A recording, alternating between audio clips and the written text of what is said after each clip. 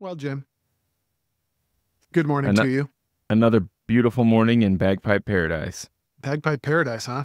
Mm.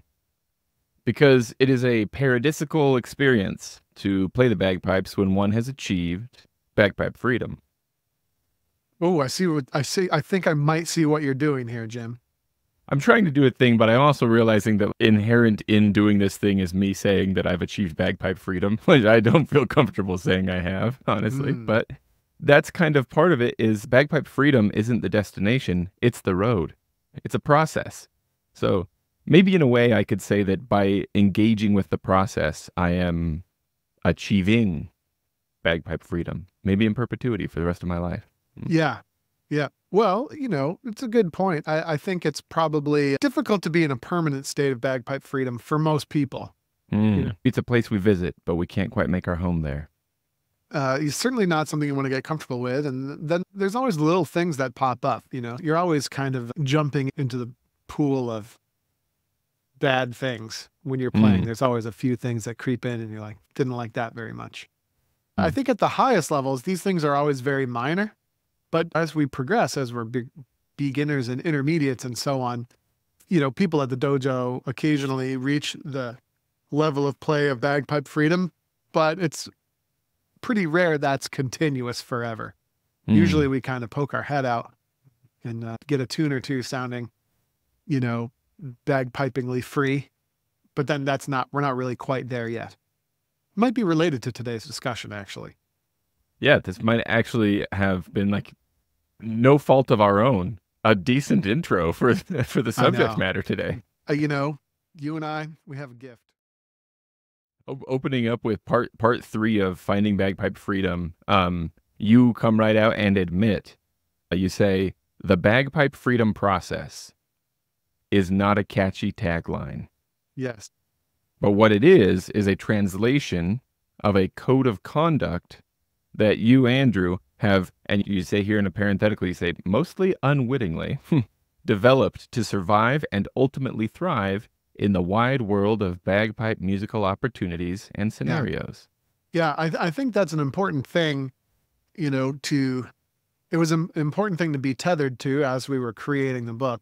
But man, it's the bagpipe freedom process is basically just what I do to evaluate my playing and other people's playing. It's sort of it's an operating system, I think, for at least insofar as the fundamental concerns are Hmm. concerned.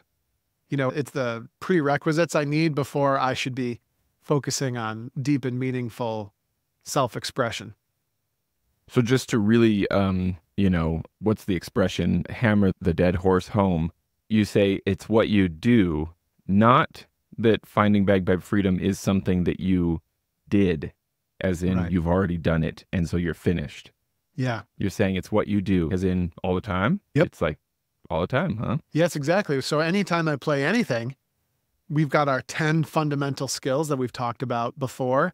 That sort of Mm, those are the things that help us construct the 5 phases. There's 10 fundamental juggling balls mm, that we have to keep, without any of them falling on the floor to good playing. So mm. anytime I get the pipes out, I'm making sure I have those 10 things all happening. And by the way, and we're going to talk about that today. I mean, it's an impossible thing to do all at once.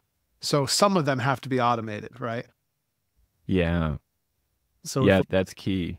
if we're Uh, focusing on playing on the beat and eliminating the crossing noises and also making sure those grace notes are good, and then we have to hit the sweet spot with the bagpipe, and then we're going to physically blow steady. We're going to make sure we prohibit any mental blowing anomalies, right? We're going to make sure all the doublings are good.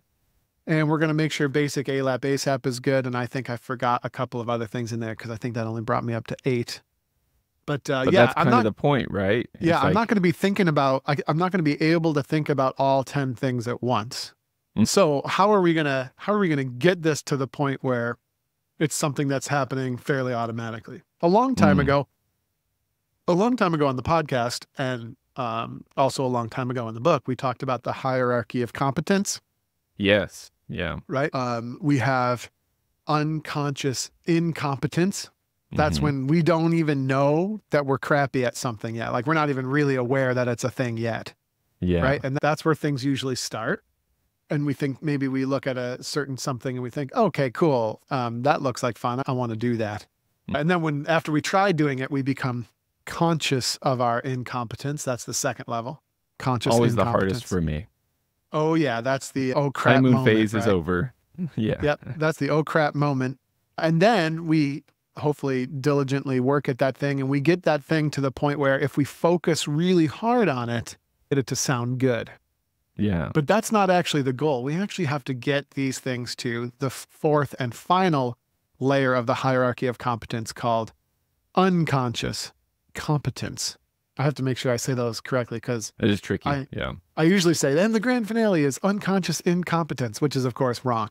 We want unconscious competence. That's where something is actually honestly on autopilot. So I'm playing with rhythmic accuracy, but I've done it so much and I have so much experience doing that that I don't even really have to think about it anymore. I'd imagine, and one thing you mentioned in this chapter is like a possible unconscious competence situation is like, for me, when I reach up to tune my drones, that's at best, for me personally, that's still conscious competence at very best. That maybe Right. I am headed in the right direction and I know that, but I am thinking hard about it. Yes. And you mentioned in this chapter, probably for like Stuart Little, a lot of the times that he reaches up toward his drones, it's just kind of happening, probably unconsciously, competently getting stuff together. For sure. Yep, exactly. And there's actually a whole lot more to tuning than just being able to do it, right? There's all the ways that the sound of the bagpipe and the tuning of the bagpipe is changing over time, right? For example, typically, this is a very general statement, but the more you play, the sharper the chanter reed gets, right? But then the moment you stop playing, the chanter gets flat again. And it's going to go up and it's going to go down. And so if I'm about to play a 10-minute pibroch, right, I have to warm my pipes up to the point where they're not going to increase in pitch too much, right? There's a lot of strategy and stuff to think about here. So if we're struggling to just basically get the pipes in tune and we're using all our bandwidth on that, we're not going to be able to use the bandwidth on other important things like, let's say, bagpipe tuning strategy, which is a big part of being a real bagpiper, for lack of a better word. You're not a fake bagpiper. You're not a fake bagpiper if you haven't mastered this yet. But a real bagpiping is not about being able to tune your pipes. It's about big picture strategy that ends up playing a really big role. That might be, that topic might be more for another day. Well, yeah, we could dive into that on another day for sure. But I can definitely see why it comes in here. You do mention in this chapter what seems to me like a useful analogy, driving a car. This has come up in the podcast before as well. Yes. Of course, you talk about driving to your grandma's house. You do say, I don't know if it was house. I don't know if it was an accident or totally on purpose. In the chapter, you say to your favorite grandma's house. That was Camille. I think Camille wrote that in. And I was like, well, Camille, your poor other grandma. But what gets mentioned there is Camille. Like, it's a good thing about having a co-writer is when something something shows up that's questionable, you're like co-author. Yeah, it wasn't me. I tried to stop her, really. But and maybe I'm filling in blanks with my head a little bit, and I think that's what happens when we read, so that's a real possibility. But it seemed like maybe what was being driven at with that analogy, I see what you did there, Jim. Was like that there are a lot of important things going on when you're driving, obviously. And if you're still only consciously competent at best at driving, then you've got to think a lot about where your hands are on the wheel and with the angle of your ankle on the accelerator and whether or not you're using your blinker and all that kind of stuff. Yeah. Do you ever have to take you ever have to take defensive driving? Do you do that in Utah? I've heard the phrase before, but I've never had to take a class or anything like that. So in New Probably York, because I'm an amazing driver. Well, in New York, I believe it's a requirement in order to get your license. Probably a good idea. And then if you get enough traffic infractions, right, you can retake your defensive driving course in order to get the points taken away. Don't ask me how I know that. It's because I got friends. And actually, I don't have that many driving infractions. Oh, I thought you were going to say, and actually, I don't have that many friends. Yeah, well, that's I think that goes without saying. I mean, I record a remote podcast from a basement once a week. That's the extent of my social life. But anyway, defensive driving is basically driving while proactively decreasing the risk of any you know, safety issues, right? Obviously, we Mm-hmm. don't want to run into anyone else, but we don't want to run over any pedestrians. So they teach you like the basics and the things to look out for of unsafe things that can happen when you're driving. You know, one example that comes to mind is when you're on a 3-lane highway and there's a car in the right lane and a car in the left lane, you wouldn't want to go in between the cars. And by the way, and if there's 2 cars right next to each other, you also probably, you know, you wouldn't want to really pass on the left if you could avoid it, because that's a possible safety problem. If any one of the 3 cars makes a sudden move while they're all side by side, right, that could cause a massive accident. So you're supposed to watch out for lots of these instances, and you're supposed to be aware of them. Now, if I was still thinking about the actual mechanics of turning the steering wheel and controlling the vehicle, am I going to be able to do that next level stuff? The more creative aspects of driving that can really help protect you and other people in the car and other people driving around you, right? I'm not going to be able to do that. If I'm still thinking to myself like, ooh, okay, yep, it's the right pedal that makes it go fast, and then the left pedal, and then that's the brake, right? If I'm still thinking about that while I'm trying to operate the car, defensive driving is not going to happen. Right. Making sense?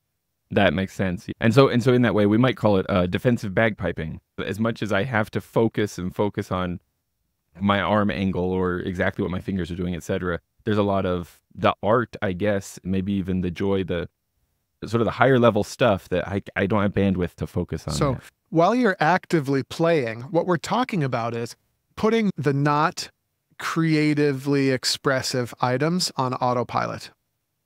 There is an opening quote to this chapter that maybe comes in right there. Okay. From Orson Sweet Marden. Oh, because I totally know who that is. Orson Sweet Marden. Not Marsden. It's Orson Marsden, not Orden Marsden. Right. It's Orson Marden. Yeah. Anyway. The quote is, "A good system shortens the road to the goal." But, and you mentioned shortly thereafter in the chapter, you say, many players, lured by a fantastical, romanticized, and largely fictionalized ideal about piping in the good old days, assume that any system for piping must lead to mechanical, robotic playing. So you're trying to tell me that systems actually could lead to artistic and expressive playing? Yes. As a matter of fact, I think I would go so far as to say that's the only way you could achieve it, is by systematizing other things. Bold. Well, and it's also sort of obvious, right? I mean, and it goes even deeper than just bagpipe skills. For example, I don't know if your children, the moment they were born, could stand on 2 feet, but mine couldn't, right? Mine are all brilliant geniuses, of course, but that was not an ability they had, no. But generally speaking, pipers stand up when they play, right?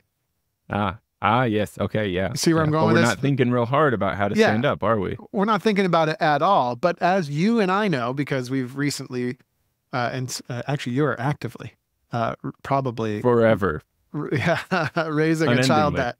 But as we know, we've seen it up close and personal fairly recently. Standing up is not an easy thing, you know? And our children have to get to the point where standing up is second nature and totally obvious. Now, there might be an argument. I've heard the argument that this is built into our sort of genetic code. And so it's different than piping, which is not built into our genetic code. And cool, like we could go down that rabbit hole someday. That sounds like a fun, actually, I do think I would enjoy such a conversation, which makes me kind of a weirdo. But yeah, we could do that. But my point is that we don't think about that much. But obviously, at some point, we developed a system for being able to stand upright. We're going to need to do the same with the non-creative elements of piping. We want to do the same thing. This is interesting. My youngest baby right now, for sure, he's at the point where he's pulling himself up on stuff. Yep. But he's got this thing where one foot goes right to where it needs to be. The other foot is always turned almost upside down. And it takes him a while to lift his foot a few times before he finally gets it turned the right way. That's still a challenge for him. Yep. And it does make me think of, have you ever switched? Well, you've probably done it so many times at this point that, yeah, it actually doesn't feel that weird. But you ever switch which one is your top hand and which is your bottom? I can't do it. Some people, Callum Beaumont is uncannily excellent with that. And another guy that was incredible, and he would actually do it sometimes at inappropriate moments, was Andrew Bonar was incredible at the hand switching. It was like, oh, like they switched the hands and they were still playing at like a high level. Wow. And that, for me, I have 0. I can't do Yeah. it. Yeah. Well, I can't do it either, but that's why I think it's interesting or fun to do. I bet most bagpipers participating in the dojo at this point have some level of comfort, some amount of systems in place for where their hands go on the chanter, at least. Yeah. And so the exercise of switching just to see what it feels can be a great reminder of how hard that was when we first started. Oh yeah. Yep, it's crazy. I mean, you can also try a left-handed set of bagpipes sometime and just try squeezing with the other arm. Also just ridiculously not going to happen without extensive practice. It's the same with shooting a basketball with your other hand. You know, some people can do it. Most people would require a lot of practice. And then the NBA guys, they're using their other hand strategically and making baskets. It's a potential way you can go with that. But anyway, yeah, let's keep going. Where are we? Well, if you want, we could, to drive even more dead horses home here, we could also pull in another analogy used in the chapter, which is suggesting that our brains are kind of like hard drives. Yes. That, RAM gets filled up with something. We got to find ways to automate and systematize, and that's what frees us up. So yeah, we only have a certain amount of and I use the word bandwidth. And this has always been my experience, right? I only have so much processing power to be creative, let's say, for lack of a better term. I have a certain amount of horsepower available to me. Now I can do, I can be massively creative while focusing on one thing, or I could be minimally creative trying to focus on 10 things. And by minimal, I mean extremely minimal. We talk about multitasking in the book, and it's sort of one of these big no-nos. We don't want to try to divide our attention on more than one thing. As a matter of fact, I would argue it's probably impossible. When you're dividing your attention, I think it's been studied that really what we're doing is just rapidly switching between things really quickly. Yeah, I've heard that, yeah. I don't know if that's true or not, but I'd certainly find that it's difficult to multitask. And even if it is possible to multitask, the quality of the things that you're tasking goes down the more things you add in. Yeah, I've definitely found that to be true in my life, where I think like, I've got so much to do, I'm going to do 2 or 3 of these things at the same time. And I end up doing a really crappy job at 3 things, and actually it took at least as long, probably longer, to get through them. Exactly. And so how do we, as we know, when we play the bagpipes, we've got at least 10 things going on at minimum to get to the point where we can then be, able to creatively explore in a successful way on the bagpipes, right? When's the last time you focused on 11 things at the same time with any success? For me, I don't think it's a thing. Maybe 2 things we can get. So what does that mean? It means we've got to get those things hard coded right into our computer so that we're not using our random access memory to try to do all that while we're also, thinking about how to get the most expression out of the tune. I wonder if this is kind of like pushing up against the criticism of these kind of boring and very like almost robotic systems, all this dojo crap, right? Yeah. And I wonder if the visual of the manometer in the middle of a band circle is like perfect just because it looks like a bunch of plugs. It feels kind of computerish to me. Oh, for sure. And it kind of reminds me to remind you and the listeners about the recent episode we had talking about fun, right? Oh yeah. And how sometimes it's really not, even though the manometer on paper seems like a really good idea, sometimes it's not the right call because it's like you're super not wanting to do it. So if the manometer is looking and feeling stupid and it's the last thing you're interested in doing, there are other ways to work your way towards, let's say, steady blowing or tonal or finding the sweet spot or whatever. There's other ways. So the manometer is a cool tool. And by the way, it works the other way sometimes too, because I feel like people use the manometer as a crutch and they sort of use it to procrastinate developing their intuition in their ear. And, probably more subconsciously than consciously. But the more you can stare at the manometer and not have, and have success or not, right, the longer you can delay graduating from it. With the metronome, same with the metronome, right? It's like, oh, I'm going to play the triple time metronome today. Well, at some point we got to get down to single time. And then someday, not too long from now, hopefully, we're playing with amazing rhythmic control with the help of no manometer at all. Right, right. Our internal metronome will be developed enough that we can. Yeah, but don't forget about the fun factor, right? Yeah. This is something, bagpipe freedom thing. It's like when you decide that in order to achieve the fun you want to achieve, you need to go back and dial things in. The freedom process can be something that's fun to explore and to do. Yeah. Yeah. There is that element of what you might call the nerding out fun, right? Which I think, I don't want to speak too broadly, but I think that a lot of us, if we stick with bagpiping for more than, say, a year, we must have some element of that in us because I think that most of us end up getting at least somewhat interested in tweaking reeds and, tying in the angle that our pipes are tied into the bag and stuff like that. There's a lot of these little things that we can get so into in a really fun way. And this process, finding bagpipe freedom process can tap into that, I think. Yeah. And I think that's I think we're pointing towards my definition of what practice really is as well. So a lot of people, like when you play your pipes, you are not necessarily practicing. And as a matter of fact, most pipers don't really practice at all. You're playing for fun most of the time. Okay. And then what practice really is putting yourself in a place of temporary discomfort. Either, and it might be physical, but it's usually mental discomfort where it's, okay, I am working on getting my grace notes infinitely small in this piece of music. And because it's typically not actually a comfortable thing, it's kind of like exercise, it's kind of like working out when you go to the gym and you work out. This is you're putting yourself purposefully in temporary discomfort in hopes for some long-term benefit later on down the road, delayed gratification kind of thing. Yeah. So that's my actual definition of practice. Practice is when we decide, okay, it's time to get uncomfortable here for a little while we work on this kind of thing. And it might not necessarily be the traditional definition of fun. As a matter of fact, maybe sometimes, you're practicing in a way that's not fun, but theoretically it's making you better. And that's the reason you choose to do it, because being better is fun. I think we established that the other day in our conversation too. Getting better is fun. And then at some point, some people get in that really disturbing, sick place where that hard, uncomfortable work actually feels like a lot of fun. And then if you can get into that zone and sustain it, that's when the exponential curve starts to take off. Like, wow, I actually really like breaking this tune down, working on the components and, getting those grips absolutely perfect, even though it means I have to, slow down my tempo a little bit or, right. Or, oh, I got to break in a new reed today. Yeah. Look forward to the tasks. You can love the problem as we've talked about before. Love the problems.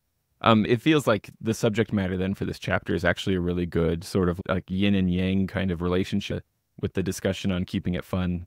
I mean, it's both things, isn't it? You don't want all of either. They kind of exist in necessary tension with or relationship to each other. Maybe, to use so many analogies, right? Maybe a useful analogy for how that system can itself be fun sometimes. You suggest that this is maybe kind of like a teenager getting their 1996 Honda. Did you use an Accord or a Civic? Some kind of basic sedan. I don't remember. Your example I had a here. Saturn. That was my first car. But then you say the beauty of a system is that once you kind of get it down, then you can customize it to your liking. Right. Like a teenager pimping out their real basic sedan, you've got this real basic thing. It's not that exciting, but hey, make it exciting. Have fun with it, You could, if that's what you're interested in doing. You did say Jack Lee, by comparison, probably is dealing with a Maserati, but that's okay. We can have fun with what we have, Sure. Yep. And the better the foundation too, like the more interesting or worth it is to pimp out your ride as well, right? And then over time you get better and better. Yeah. By the way, another thing that just randomly comes to mind there, what might be the process for saving up to buy a car? Oh. If you save up long enough, you can buy a really kind of crappy car. But it's a pretty darn cool feeling to save up and buy a crappy car and drive it around, especially, when you're younger. But then if you kept that going, which by the way, I mean, it's sort of what I try to do, right? So I now own both of my cars, but then I continue to make a car payment on both cars, but it's to myself, right? So now I continue to do that car payment even though I don't owe it to the bank. I'm just kind of paying it to myself every month so that when I do need a car again, I should have a nice, big, healthy chunk of change. And then maybe this time I can get, you know, I don't know, one step up from a Camry. They used to have the Avalon or something. Maybe I'll buy myself an Avalon. How exciting. My wife is anti-Tesla. Otherwise, I would just buy a Tesla. Yeah. I appreciate that I'm vibing on the level of like some dudes might be somewhere in the world talking about buying a boat. Let's talk about someday buying an Avalon. That's where I'm at, man. I appreciate that. That's how you nice. know you've made it. Is you got the Avalon. If they even still make that car, I don't think they do. Yeah, I'm not sure either. But I love the Arthurian undertones, so that's another bonus in its favor. And I suppose another weird parallel there would be, I kind of enjoy just saving, like practicing or pretending to like make a car payment is, yeah, this is so much fun. It's because I'm a conservative adult now. You know, if you're a young person listening to that, you're like, that sounds stupid. But like at some point, doing the work starts to feel a little bit fun and you're kind of into it. Because I think it's like it really connects with you how building that sort of capital for yourself, how valuable that is. You see it a few times in a few different areas and you're like, whoa, this is what's fun. You know? Well, because we don't have enough analogies in the mix, I can tell you yesterday, I asked my oldest child to go out front and weed in the garden, pull some weeds. Yeah. And he was like, no, I hate that. And I remembered that I hated that too. But these days, I really look forward to my gardening time. That's like so my favorite thing. I think it might be, I'm not sure how related that is, Jim. Like you'd have to convince me. I think that's really more about just wanting some GD peace and quiet for a second. Oh, you're probably right. And I actually hadn't thought of that because I was thinking of how I have a picture in my head of how my yard is going to end up. And I'm excited to work toward that. Okay. But that's a good point. It's like, if I'm doing this, I can't be bothered about other things. So that's a good point. I love mowing the lawn. I love mowing the lawn, and I was like, why do I actually love this? And it's actually a three-pronged attack. By the way, we're at risk of going off the deep end. But it's a three-pronged attack. And set it aside for a minute. Yeah, speaking of don't multitask, that's really bad. Yeah. Mowing the lawn is I get some time to myself, I get exercise, and I download information into my brain, all three things at once. Oh, because you're always listening to podcasts, audiobooks, that kind of stuff, right? Yep, exactly. Yeah. So it's funny, I really retain a lot while I'm mowing. But by the way, it is related though, because imagine if you had to trim the grass by hand with a pair of scissors or something, right? You wouldn't be able to focus on, which is funny because I have to turn off my audiobook when I get the weed whacker out, because the weed whacker is actually, you have to think about what you're doing. Yeah. Oh, yeah. I see what you're like, you know, okay, now I'm going to go over to that tree and get those. And then I'm going to walk over here. And then what's the best technique for these edges again? And I bet you a landscaper can weed whack without thinking, but I can't. It's not. Meanwhile, mowing, I use like a push mower. And then once I've done the edges of the yard, right, I don't have to think about mowing the lawn anymore. So now I can just, you know, get my heart rate into zone B there, you know, pushing that mower. Get it going, get my exercise going. I'm downloading information into my brain because I'm really not thinking a whole lot about the lawn, and then we're good, right? But it's because the process of mowing the lawn itself is fully automated at a certain point. You're not thinking about it anymore.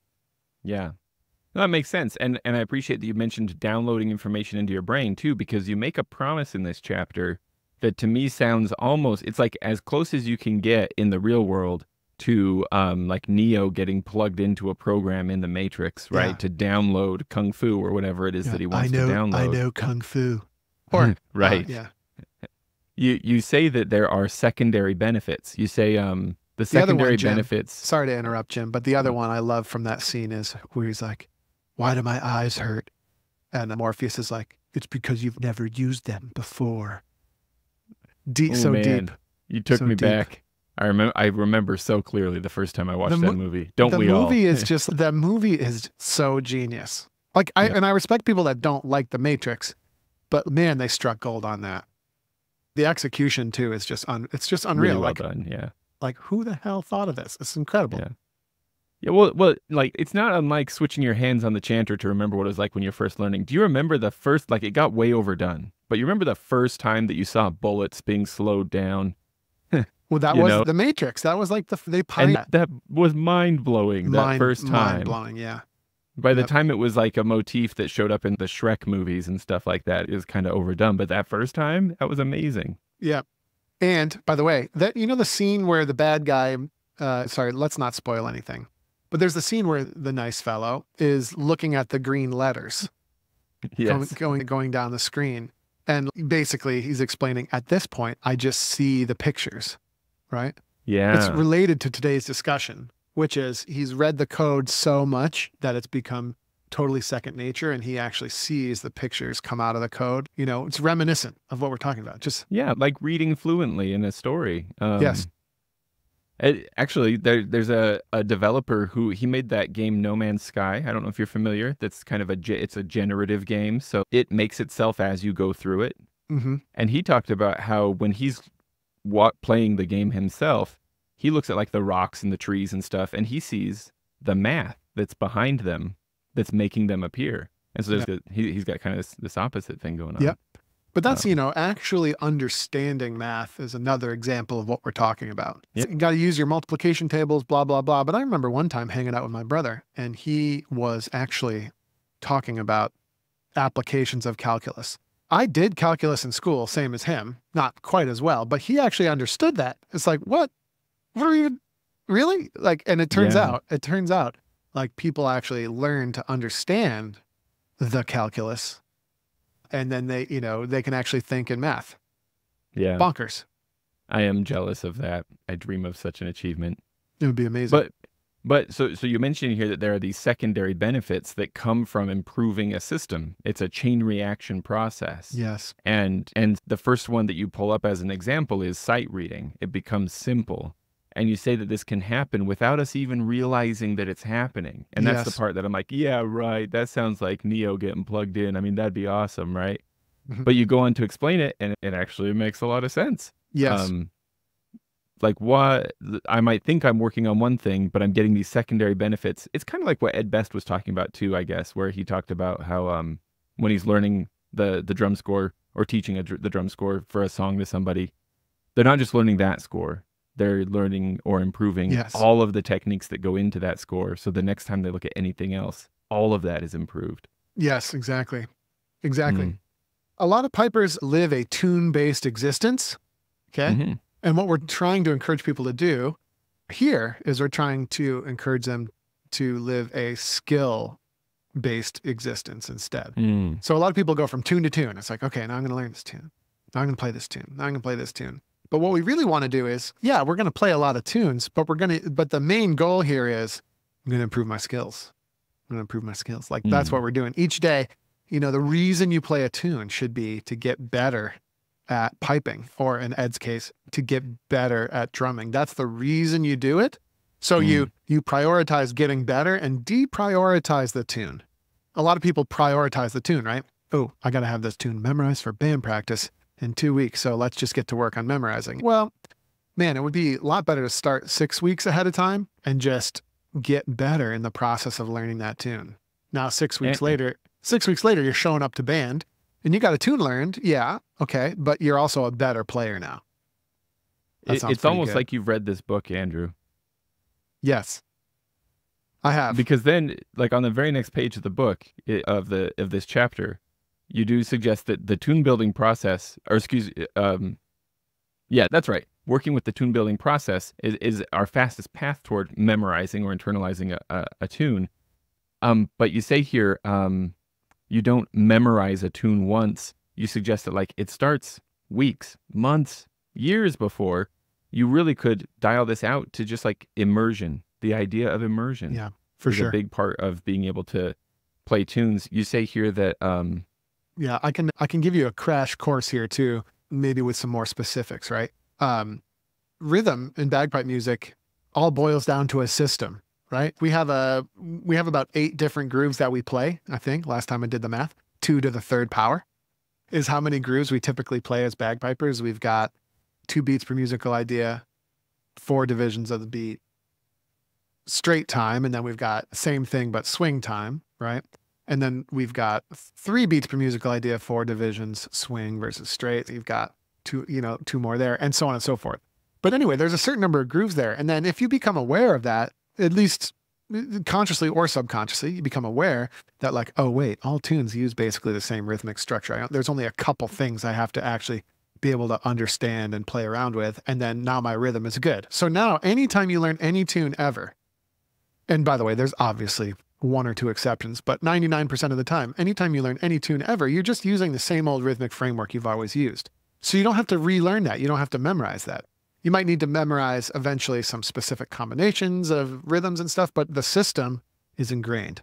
And the same works with melody notes. It's a little bit more esoteric, but bagpipers, we tend to exist in a few common chord progressions, okay? That are like a few common types of patterns that emerge and reemerge. And you kind of know, if you kind of know where you're going to go next, right? If you know, there's 9 notes on the bagpipe scale, but if you know to a high degree of certainty that there's only really 3 that might come next in all probability, well, that really cuts down on things, right? So suddenly you're understanding that. And yeah, that comes from immersion and that comes from practice. And then it can come from a little bit of awareness, right? If we sit down and we learn our music theory, it's going to help a little bit. Now, I don't know, that's not a high priority when you're a pure beginner, unless maybe you come from a music theory background already, and then you might use that to kind of, give yourself some leverage. But anyway, all the melody notes that we play tend to happen in these really common patterns.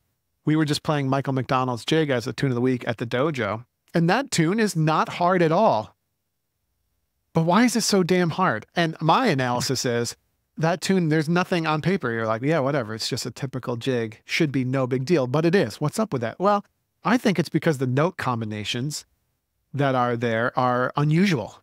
It breaks from the pattern, huh? Yeah. So suddenly you got the crossing noises and you're having trouble controlling your 3-note groups. And you're like, what the heck? Well, it's because it takes a weird melodic spin. There's only 7 doublings in the whole tune. Why is the tune so damn hard? Well, it's because it's a little bit outside of our common systems that we've learned to use. But by the way, that makes it a great tune of the week. Just final thought to wrap this up. The same is true with grace notes, right? G grace notes go on the beat. Therefore, they never go not on the beat. And by never, I mean, that's just the rule. Of course, it could be broken, but G grace notes go on the beat, never not on the beat. D grace notes never go on the beat, and they'll always come only after a G grace note's been played. And then you've got your supporting grace notes like E grace notes and strikes. And that's just me talking about it, blah, blah, blah, blah, blah. But we're going to learn to do it. And we're going to, that system is going to become unconsciously competent. And now suddenly, right, learning tunes and memorizing them is like no big deal. How is it that you can give me a brand new tune that I've never seen before and I can play it by memory on the pipes in half an hour? How is that even possible? Right? If it conforms with these systems, that's how, right? It's not because my memory is good. As a matter of fact, I'm almost 40. Anyone here 40 or beyond knows your memory's long gone. You don't remember anything well anymore. Yeah. So it's not my memory that allows me to memorize, which is really weird, which begs the question, is memorization really about memory? I love the idea that this comes up in Dr. Steff's books about learning music and, and memorizing music and stuff as well, that a lot of us, especially as we get older, have this excuse that, and maybe we're not thinking of it as an excuse, but we kind of go, oh, I can't do that because I'm old and my memory isn't good, right? And that's a stressful situation to live in, or maybe a sad situation to live in to some degree, where it's kind of like, oh, I've got to really work really hard at memorizing this if I'm going to retain it at all because my brain sucks, It's not a nice way to live. Yes. But if instead it's about immersion, that sounds pleasant. I'm just going to be like, you know what? I want to get better at bagpipes. I'm going to listen to bagpipe music all day. That sounds great, Yeah, it could sound great. Yeah. I also think that the older you get, the more you develop the irrational idea that you should be better by now. When you're a kid, you never have that idea. I don't think. Yeah. You're not like, man, I should be better at reading by now. By the way, sometimes maybe kids do get that with certain things. Mm. but maybe they just get over it quickly. But yeah, the idea that you should be better by now, you got to throw that thing out. I think kids are really good at being like, yeah, well, of course I'm crappy at this. I'm a kid. Right. Right. But now Yeah. as an adult, you're like, man, I should be good at this because I'm a sophisticated adult. And then, basically, I guess that's our ego getting in the way of just getting stuck in and enjoying it. We got to stop shooting on ourselves. Yeah. Stop shitting all over the place. Yeah. Don't shit on your friends either. Yeah. Don't shit on your friends. Don't shit on your kids. Right. But I By love the way, hearing did you just talk make about, that up, or is that a thing people say? Oh yeah, there's a Wookiee Foot song that is the line is something like, "You don't shit on me, and I won't put my shoulds on you," or something like that. Nice. It's Okay. pretty So good. not Yeah. original. Not It felt original to me, original for no. a moment. Yeah. Yeah, I wish. No. But I like hearing you talk about these systems of rhythm and melody and grace notes because I don't have like a strong conscious awareness of those systems and how they work. However, I've had so many experiences where you're playing along with a tune. It feels like it's usually sitting around a table at band practice. You just got the medley, that kind of thing. You're playing along, and then there's a speed bump, and there's this one measure that like wasn't flowing as naturally, and you kind of go, "Oh, why? What's that?" And it's because something weird happens there, like the dot and the cut are reversed or something like that. And so that's the part that's stepping out of the pattern for just a moment. Yes. That's why I had to pause, because everything else is like, there's some pretty deep ruts in my brain for how the rhythm should work, where the melody should go, even though I'm not consciously aware of that. Yep. Or sometimes your technique is interrupting another system, right? So sometimes flaws in a related but different system are causing it. So sometimes a player is playing an embellishment, but not doing it particularly well, and it's not fitting the groove, and so the rhythm of the tune gets thrown off. Right? Yeah, good point. But the better you get at systems, the better you get at sensing when things aren't quite right. So you can be like, okay, wow, the third bar rhythmically, it's not quite right, or it's slowing down. Off. Cool. And then there you go. That's the evidence you need. That's the first bit of evidence. Then you can dig into it a little bit further, especially if you have a recording, right? You can listen back and you can be like, well, for starters, my Terluith is a hunk of junk right there. Okay. So and what I would do is I would immediately. Terluith isn't a hunk of junk. Well, hopefully they're all good, right? Yeah. Hopefully none of them are. But unfortunately, a lot of them often are. So the first thing I would do is get rid of the Terluith right away. I wouldn't even think about it. And just to double check that, okay, I can play this smooth when the Terluith's not in there. Cool. And that problem goes away. So now I know the problem is the Terluith. Cool. Now let's dig deeper. Whereas a lot of people would be like, well, the one thing I'll never do is take the Terluith out because that means I'm not a real piper anymore. Yes. I've been there. I've been that guy. It's so Speaking natural. Of shitting on others, I've told others that as well, and it's the regret that I live with. Yeah, you don't shit on others. Don't take me all the way down the Karl Popper alternative road right now, of course, because there could be a whole other tangent. But I can't help thinking how delightfully fitting that is with the idea that you can't trust a positive feedback system to really perfect something, to know truth, to figure a thing out. Yeah. So you weed at you negatively, and using the word negative here in the not like, oh, it sucks, but you find the problems, right? The places where it's not working and address those. And that's how you move toward a better understanding of truth, or in this case, a better playing of a tune. Right. And find, oh, that felt weird. It's the Terluith, that kind of thing. Yeah. So the Popperian model of how knowledge is created is, to me is, and of course it would not be proof, that would be against the rules, but it's very, very strong evidence for his theory, right? Yeah. So we sense a problem, then we conjecture a solution, we try the solution, and if it helps eliminate the problem, good. And if it doesn't, we throw out that conjecture, right? Yeah. And we do it over and over and over again. Yeah. Well, a strong example, I think, probably for a lot of us that you bring up in this chapter of just trying to see this at work in our lives is national anthems. Like, when did you consciously sit down to memorize your national anthem? Yes. Probably didn't happen, right? Or at least if it did happen, maybe there were little bits you had to focus on to get the words right. I know that for a lot of kids, there are weird words. The dawn's early light, right? Classically pointed out by, I think, Ramona Quimby. what's a donzer and why does it have a lee light, right? So maybe there are things you have to address as you get older. Yes. But for the most part, we've or who's Jose? Jose, can you see? Right, Yes, exactly. Yeah. Who but is but this? as far as Who like is this the Jose? melody and stuff, Yeah, you know, like exactly. we internalize this by being exposed to it so much. And it's maybe the same with bagpipes. Yep. And then I think most of us learn the national anthem long before we think about the meaning of the words. Yeah. Which is That fascinating. resonates for me at least. Yeah, absolutely. But we infer the meaning of the national anthem without understanding the meaning of the words. The meaning of the national anthem is actually not that related to the meaning of the words. But it is, right? Someday you're like, huh. Like, so, I think at some point you just see it written down on paper and you're like, oh yeah, look, those are words. And oh, I see the poem has something to do with, was it some battle in the war or something? I can't quite remember. Case in point, right? Yeah. But anyway, I would say generally speaking, you understand the meaning even without the words. It's fascinating. But then also, what are the odds that you're going to forget how it goes at any point before your death? Pretty low. Yeah. It's in there somehow. Yeah. So now kind of a hard cut, Andrew. The next section of the chapter is go slow to play fast. Mm-hmm. It's counterintuitive. A lot of these things maybe are counterintuitive initially, right? Just like the idea that a robotic system is going to give me creativity. Yep. A lot of these things are kind of counterintuitive. And remember, we're going to go slow in practice. Okay. Yeah. And we talked a little bit about practice earlier. Practice, this is the uncomfortable, maybe not the most fun you've ever had, but these are those moments where when we're practicing, we need to practice at the right tempo.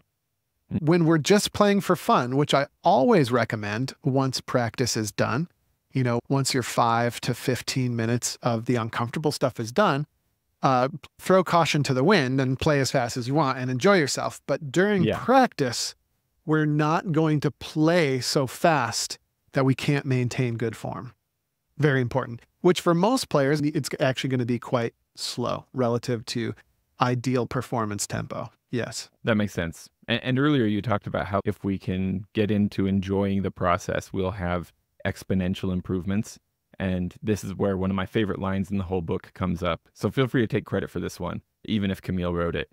Either way, you say, incremental gains in fundamental skills lead to exponentially enormous results over time. I just like that incremental, fundamental, exponential. I think that's fun. Yep, that was not me. And it's good advice. If it was me, it was accidental. Well, an accidental, incremental, fundamental, exponential is good. That's not bad either. You're right. Yeah. Then maybe very similar to you don't have a bad brain. That's not the memorization problem. You also mentioned here that all ears are good ears. You're trying to tell us that if our ears are functional, which of course, no disrespect to the situations where people don't have functional ears, that's a challenge, right? But if your ears can hear sounds, they're good for tuning bagpipes. They can do that. Yeah. Have you ever heard, just on the national anthem topic, we've all heard people butcher the national anthem before, right? Of course. It's an established tradition. Yeah. How do you know? How do you know it's butchered? Right? That's a great point. Yeah. How do you know it's butchered? And maybe they screw up the words, but usually it's the crappy singing that's not in tune, right? That's another point for Karl Popper. You sense that there's something wrong. Yep. There's a problem. Yeah. And then, so anyway, if you can tell when someone butchers the national anthem, you've got all the ear you need and probably more to be a great piper and to be able to master bagpipe sound. It's just going to take practice, and we're going to have to learn how to do it. We're going to have to learn how to break it down into the parts. Yeah. I like speaking of breaking it down into the parts, like just doing it. I really appreciate that you model here. You say that we're only limited by how many times we can try, fail, adjust. It feels doable. Like the idea of tuning is overwhelming to me. Like we've talked about before, especially when it comes to my bass drone. Man, I feel like I lose any connection to what it actually sounds like while I'm playing because I've been trying for so long to get stuff just right, And it's just taking a minute, taking a breath and going, try, fail, adjust. That's pretty simple. I can do that. How many times can I do that? Billions over the rest of my life, I hope, Yep. And just, staying on theme, I think in reality, it would be more along the lines of conjecture, test. Yeah. Conjecture, test, evaluate results. This would be like more probably technically correct. Yeah. Totally makes sense. What's this resurrecting your tunes? Does that ring a bell for you? Can you talk to me about resurrecting a tune? Well, I suppose resurrecting a tune would mean you've got a tune, it's kind of stale, not quite sure what's wrong with it. It doesn't feel the same way it used to, or, it's not. Or maybe it never quite or got maybe to where it we never wanted quite it to be, did. Yeah, exactly. So the bagpipe freedom process teaches us how to resurrect that tune if we'd like to as well. Like I always remember the stagnation effect. You get to the final third of the competition season, but like your tunes, they're there, but they're just not really, they don't really have that spark anymore. So what are we going to do about this? Okay. And then we've got a process in place, right? Yeah. The process is there, and you can draw from that process to reinvigorate tunes, right? So it's like, let's break this tune back down into the rhythm for a little while. So maybe my practice would just be singing and clapping the tune. And then you might find little areas where it's like, oh, okay, what if I did that? What if I thought about that a little bit better? What if I did that a little bit better? Or maybe I should try this. And then, so on and so forth. And then you break. That's Bonnie Ann, right? Yes, to just a little podcast throwback there. Yeah, I feel like that's become a theme tune for us in so many ways. It keeps resurfacing. That's just for the super fans out there. Yeah, some kind of Easter egg. Yeah, Easter egg, and then there's actually zero, but maybe one person out there. Bonnie Ann. Right, yeah. Episode 40, minute 33. Yeah, right. Super fans are out there. That does seem really valuable. That like it again, kind of bringing it around again to the same idea. This isn't a thing that you've done, right? And it's finished. Not like in general, but also with each tune. It's not like, well, I already bagpipe freedom to that tune. Exactly. It's a process that keeps going. Yes. I'm not living a tune-based existence.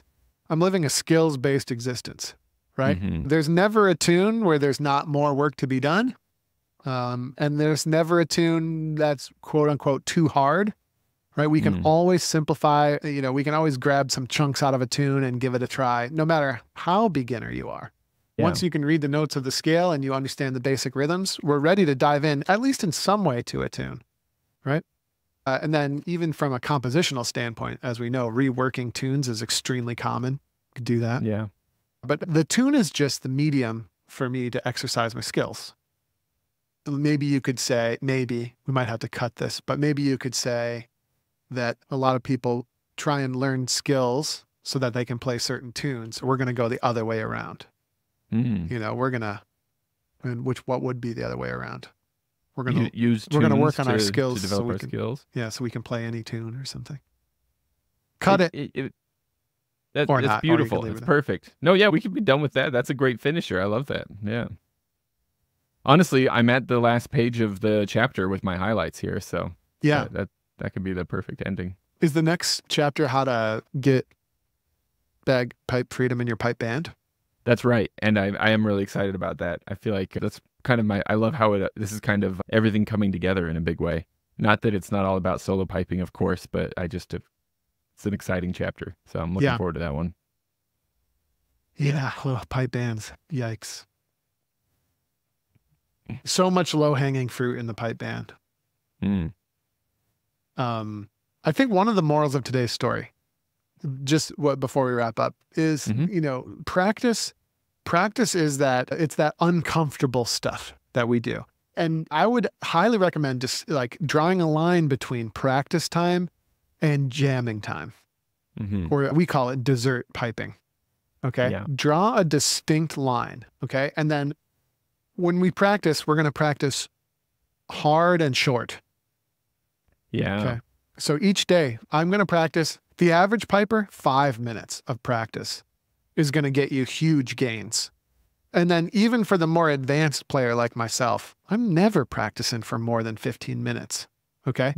Now there might be some reps that I do in the sense that I've got some P-Rocks. I kind of have to keep running through them to keep them alive in my mind. So that might be a third possible distinction. But then you have your jam time as well, where it's like, all right, enough of this painful practice. let's just jam out. And you can do that. You can do that for as long as you'd like, but the practice, we want it to be uncomfortable and therefore short in duration. Uncomfortable, short in duration, high brainwave activity, and then practice is done, and now we're on to jamming or doing our reps. Okay, but yeah, keep practice short and sweet. Just, by the way, a little thing that comes out there. Because a lot of times I get pushback on that. What do you mean my practice should be short? And today it kind of organically came out in the wash. Practice should be short because most people, in my opinion, don't share the same definition of practice as I do. Most people think that most people get the pipes out, and at best they just start doing reps. And maybe they just get the pipes out, and what they're really doing is just, you know, jamming out, not putting any thought into much at all, right? And they call that practice. So I would encourage you to not call that practice. Call that what it is, and then keep doing that, but just at the beginning, or maybe once your, you know, head is in the game, carve out a 5 to 10 minute chunk for that uncomfortable stuff. Like, oh, let's clap some rhythms for a couple minutes and do that annoying stuff. But just 5 minutes of just focusing on, let's think about rhythm a little bit. Do that on a regular basis. Find that a little bit of time for the uncomfortable stuff, and it'll pay great dividends. Yeah, that makes sense. I mean, I definitely have been, my default thought of what is practice is basically just whenever I play at home. Right. You know, so clarifying what you mean by practice that helps to make it clear. Yes. Yeah. Yep. Hey everybody, Andrew Douglas here from the Piper's Dojo, and I just want to say thanks so much for listening to today's iteration of the podcast. If you enjoyed what you heard here today, it would be super helpful to us and to a lot of bagpipers out there trying to find us if you could give us a top-notch review on whatever platform you're using to listen to this podcast, particularly Apple, iTunes, and Spotify and things like that. Your review would be really, really helpful. So if you have a moment today, definitely go over there and help us out. Other than that, until we meet again on the podcast or somewhere else, thanks again for listening.